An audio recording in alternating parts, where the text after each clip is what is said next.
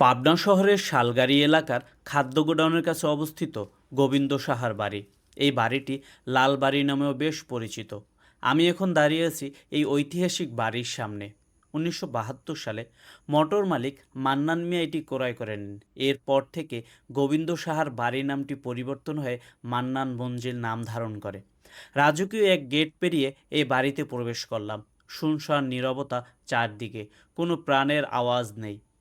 গোবিন্দ সাহা আসলে কে ছিলেন সে সম্পর্কে কিছুই জানতে পারিনি। মান্নান মঞ্জিলে দুটি ভবন আছে, প্রত্যেকটা ভবনে মানুষ বাস করে, তবে তারা কারা তা জানা যায়নি। চারদিকে বন জঙ্গলে পরিপূর্ণ হয়ে আছে এই মান্নান মঞ্জিল। দুই ভবনের মাঝখানে হরেক রকম ফুল ফুটে আছে, এখনও সেই রাজকীয় সৌন্দর্য এখানে বিরাজমান। তবে ইতিহাসের ভিড়ে হারিয়ে গেছে আসল ইতিহাস। কে ছিলেন এই গোবিন্দ সাহা তা জানতে পারিনি। কেউ যদি গোবিন্দ সাহার ইতিহাস এবং এই বাড়ির পূর্ণাঙ্গ ইতিহাস জেনে থাকেন, অবশ্যই ভিডিওর কমেন্টে এসে জানাবেন। ধন্যবাদ।